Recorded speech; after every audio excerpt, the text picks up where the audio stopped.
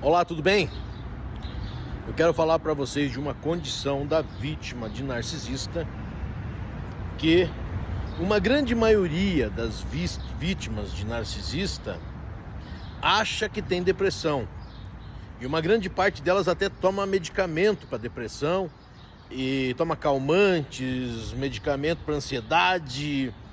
E uma grande parte das vítimas de narcisista faz até terapia e tudo mais, porque acha que está com depressão. Por que eu estou falando acha? Porque a vítima de narcisista, até conhecer o narcisista, ou antes de ter o relacionamento com o narcisista, melhor dizendo, até enquanto durava o Love Bomber, ela era feliz, dinâmica, brilhante, competente, animada, proativa, sempre disposta, não tinha tempo ruim para nada, se propunha a qualquer desafio, estava pronta para enfrentar a vida, não havia problemas que não fosse resolvida, porque essa é a vítima do narcisista, uma pessoa que brilha, uma pessoa que tem autoestima elevada, uma pessoa que tem competência, uma pessoa proativa, dinâmica. E o narcisista escolheu essa pessoa como vítima exatamente porque ela tem essas qualidades. Além de ser empata, né? De ser uma pessoa também humana, preocupada com as outras pessoas. Então o narcisista escolheu essa vítima porque essa vítima, ela é incrível. E como o narcisista não tem nada disso, e ele é um vampiro, né? Um vampiro de personalidades, ele vai se aproximar dessa vítima justamente para tirar dessa vítima tudo que ela tem. E quando eu falo tudo, é dinheiro, é autoestima, brilho, capacidade, competência, proativa, todas essas coisas com o passar do tempo, na vítima de narcisista, vai murchando. A luz da vítima do narcisista, ela vai se apagando. E a narcisista começa a impor sobre a vítima, o narcisista começa a impor sobre a vítima uma carga tão pesada, umas exigências tão absurdas, um domínio tão completo, uma opressão sobre a vítima, tóxica, manipuladora, que aquela pessoa que antes era proativa, brilhante, animada, disposta, para frente, alegre, feliz, brilhante, começa devagar a murchar.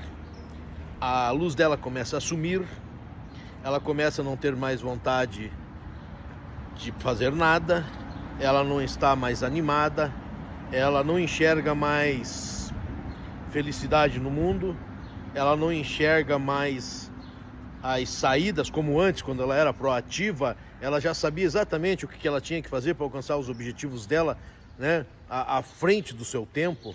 Agora, com o narcisista, ela simplesmente está se apagando, a luz dela está sumindo, e ela está começando, então, a entrar num casulo, a se trancar, a se fechar. Aquela pessoa que antes era dinâmica, conversava, expunha suas ideias, falava, buscava, realizava, agora não tem mais ideias. Agora não sonha mais de noite, vai dormir e não sonha. Agora toda a preocupação desta vítima está em torno daquela pessoa que está oprimindo ela. Ele para de ser produtivo, a vítima, né? Para de ser produtiva, começa a ter deficiências no trabalho e no dia a dia, não tem mais alegria em conversar com as pessoas, com os amigos, não interage mais, nem com a família, nem com os amigos, vai se fechando em um casulo, e esse casulo, na verdade, quem está impondo sobre ela é a carga pesada que o narcisista está colocando de cobranças, de exigências, de acusações, de desvalorização, de traições, de manipulações, de tanta coisa que cai em cima dela todos os dias, mentiras, né? Cobranças, exigências, traições, opressões e às vezes até mesmo agressões. Tá? E então a pessoa começa a achar que ela está com depressão e aí ela precisa de ajuda. E então, em vez de ela enxergar verdadeiramente a causa do problema, ela começa a buscar ajuda porque ela começa a achar que ela é o problema. Porque o narcisista vai manipular de um jeito tão grande que ainda além de tudo, ainda vai jogar sobre a vítima a responsabilidade como que se ela mesma fosse a responsável pelo problema que ela está passando. Ou seja, a vítima está com depressão por culpa dela, a vítima foi traída por culpa dela, a vítima foi enganada financeiramente por culpa dela, né? Então todas as coisas são jogadas sobre a vítima como que se a vítima fosse culpada. Então a vítima começa a se fechar nesse casulo e começa a se abater sobre a vítima uma grande tristeza. Não é depressão, é tristeza, né? Mas a vítima não tem conhecimento e o narcisista ainda começa a falar para todo mundo que agora ela está com depressão profunda, que não quer ir no evento, não quer sair do quarto, não quer ir ali no churrasquinho da família, não quer ir no aniversário da sobrinha, não quer ir no aniversário de não sei quem, porque tudo agora ela está com depressão profunda, que não sabe por que ela está com depressão, porque a vida dela é fantástica, eu faço tudo para ela, a minha vida é viver para essa pessoa tem tudo que eu posso fazer, eu me dedico, eu me esforço, eu me arrebento para dar a ela o melhor. Claro que isso tudo é um discurso do narcisista, mas é um discurso mentiroso e falso, porque tudo que ele faz é justamente para provocar na vítima essa tristeza profunda que a vítima está vivendo. Então, quase que 100% dos casos, tá? Eu desconheço casos que sejam diferentes. A menos que seja realmente uma depressão clínica, que é diferente, tá? Mas quase que 100% dos casos em que, durante e enquanto relacionamento com o narcisista, a vítima desenvolve quadros de depressão, a vítima perde o brilho, algumas perdem até mesmo o emprego por falta de produção, porque não consegue mais se concentrar no emprego, porque o narcisista, como um bom vampiro de almas e de mente, suga toda a energia e toda a força de trabalho daquela pessoa. A pessoa começa a não querer ir trabalhar, começa a se auto-sabotar e acaba perdendo até mesmo o seu emprego. Aí, após chegar nesse fundo do poço, quando todas as coisas estão esgotadas, não há mais dinheiro, não há mais trabalho, não há mais luz na vítima, em 80% dos casos, quem vai descartar é o narcisista, né?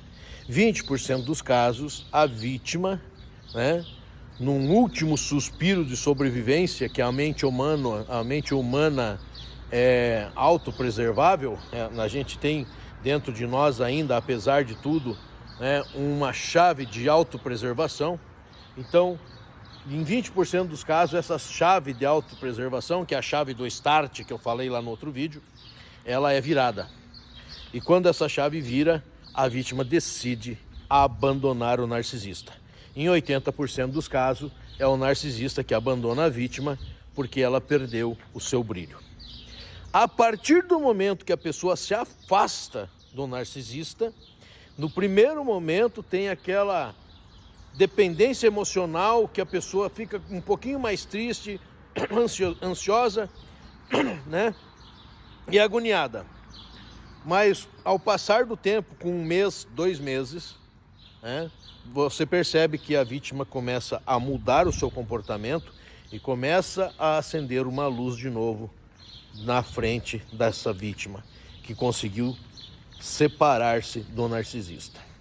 Quase que 100%, com algumas exceções, quase que 100% das vítimas que se separam do narcisista, ou que são descartadas, ou que descartam o narcisista, 6 meses depois, ou a 1 ano no máximo depois, estão na sua plenitude de novo, sem nada de depressão, sem tomar medicamento, sem nada. O único remédio foi separar-se do narcisista.